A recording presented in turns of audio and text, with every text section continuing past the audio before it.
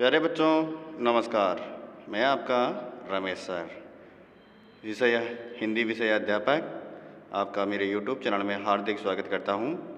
आज हम नई गुलमोहर हिंदी पाठ्य पुस्तक कक्षा 6 का पाठ 2 अन्याय का विरोध के प्रश्न उत्तर हम आज सरल करेंगे।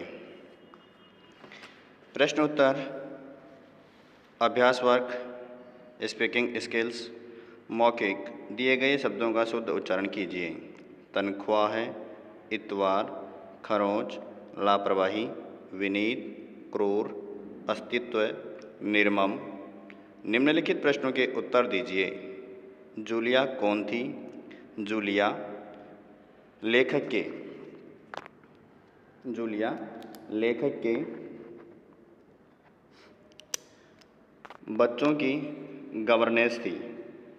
पेड़ पर चढ़ने के कारण किसकी जैकेट फट गई? कौल्या की। रूबल किसे कहते हैं? रूबल रूस की मुद्रा को कहते हैं। इस कहानी के लेखक कौन हैं? इस कहानी के लेखक अंतोन चेखव हैं। अंतोन चेखव हैं। Right tick mark. जूलिया को लेखक के घर मासिक वेतन मिलता था। कितना मिलता था? 40 रूबल मिलता था।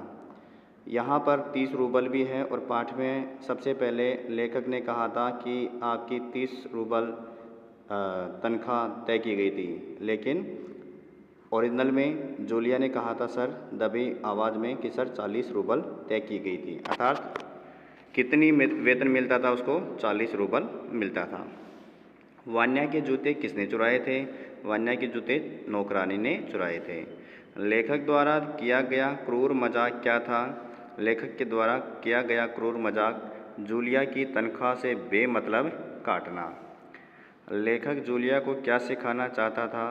अन्याय का विरोध करना चाहिए। Right tick mark. जूलिया को लेखक के घर काम करते हुए कितने दिन हुए थे? जूलिया को लेखक के घर काम करते हुए 2 महीने और 5 दिन हुए थे। 2 महीने और 5 दिन हुए थे। लेखक ने जूलिया की कितनी छुट्टियां गिनी? लेखक ने जूलिया की 3 दिन की छुट्टियां गिनी। जूलिया को तनख्वाह से पहले कितने रूबल मिले और किसने दिए? उत्तर इसका है जूलिया को तनख्वाह से पहले 3 रूबल मिले और लेखक की पत्नी ने दिए। किसने दिए थे? लेखक की पत्नी ने दिए थे। अगला प्रश्न है लघुत्तरीय प्रश्न। लेखक ने जूलिया को अपने पास क्यों बुलाया? लेखक ने जूलिया को अपने पास क्यों बुलाया? तो इसका उत्तर है लेखक ने जूलिया को उसकी तनख्वाह का हिसाब करने के लिए अपने पास बुलाया था। जो उसकी जो तनख्वाह थी उसका हिसाब करने के लिए उसको अपने पास बुलाया था। जूलिया ने लेखक को धन्यवाद क्यों कहा? जूलिया ने लेखक को उसकी लेखक जो था वो जूलिया लेखक से खुश थी जूलिया, इसलिए क्योंकि अन्य मालिकों के विपरीत उन्होंने उसका हिसाब कर बचे हुए पैसे दे दिए थे, इसलिए उसने उसको धन्यवाद कहा था। इस संसार में कैसे लोगों के लिए कोई जगह नहीं है? इस संसार में दब्बू और भीरू लोगों के लिए कोई जगह नहीं है। दब्बू और भीरू लोगों के लिए कोई जगह नहीं है। दीर्घोत्तरीय प्रश्न। जूलिया चुपचाप अन्याय क्यों सहती रही? तो उत्तर इसका जूलिया भोली भाली, ईमानदार और कर्तव्यनिष्ठ थी, इसीलिए वह चुपचाप अन्याय सहती रही। प्रश्न नंबर 6। लेखक ने जूलिया से माफ़ी क्यों मांगी? लेखक ने जूलिया से माफ़ी मांगी क्योंकि उन्होंने उसके साथ एक छोटा सा क्रूर मजाक किया था, जबकि उसका उद्देश्य जूलिया को सबक सिखाना मात्र था। प्रश्न नंबर लेखक जूलिया को कौन सा सबक सिखाना चाह रहे थे? कौन सा सबक सिखाना चाह रहे थे? तो इसका उत्तर है लेखक जूलिया को अन्याय का विरोध करना सिखा रहे थे। लेखक जूलिया को अन्याय का विरोध करने का सबक चाह रहे थे। आप जूलिया की जगह होते तो क्या करते? मैं तो क्या करता? यदि मैं जूलिया की जगह होता तो अपने ऊपर होने वाले अन्याय का विरोध करता।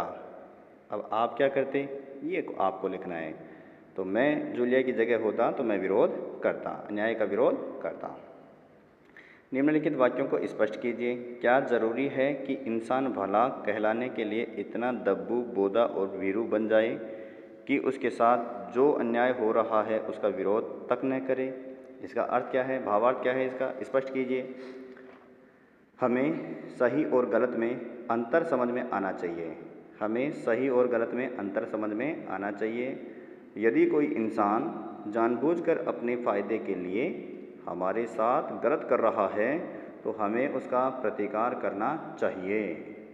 यह नहीं कि चुपचाप उसके द्वारा होने वाले अन्याय को सहते रहना चाहिए।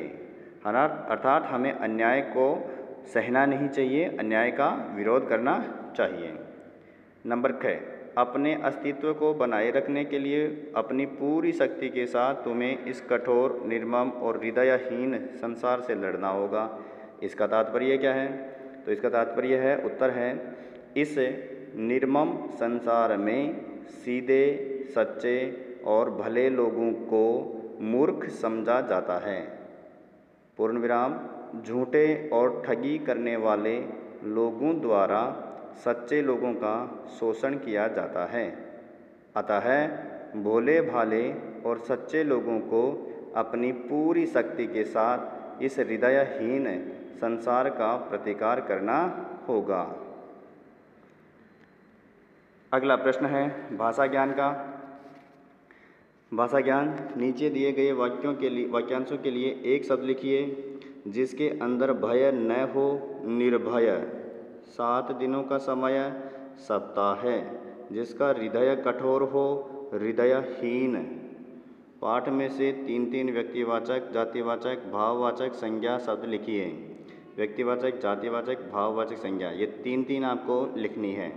मैंने यहाँ पर लिखा है कौल्या, जूलिया, वान्या, ये तीनों नाम हैं। नाम होने की वजह से ये व्यक्तिवाचक संज्ञा हैं। लेखक, पत्नी, नौकरानी, ये भी नाम हैं, लेकिन ये किसी एक के नहीं, ये किसी जाति विशेष के लिए प्रयोग किया गया है।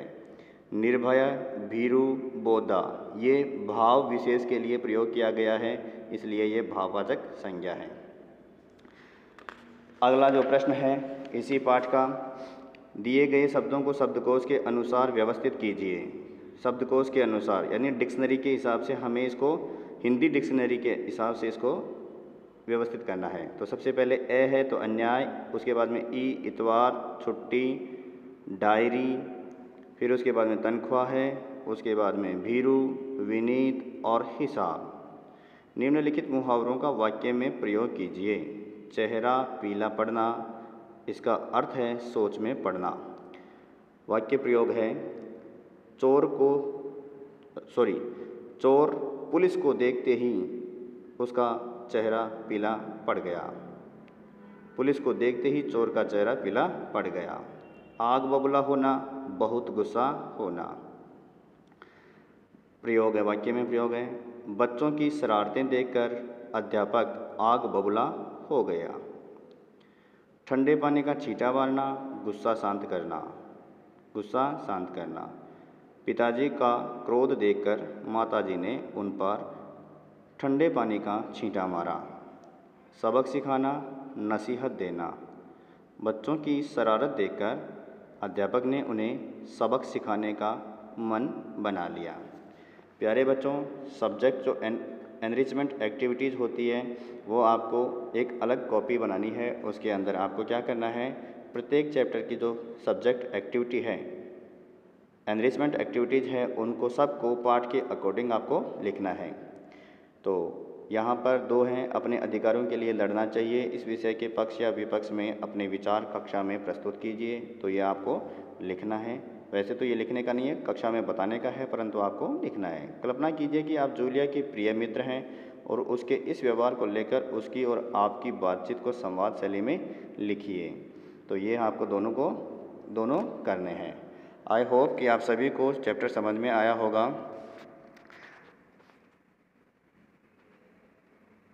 धन्यवाद।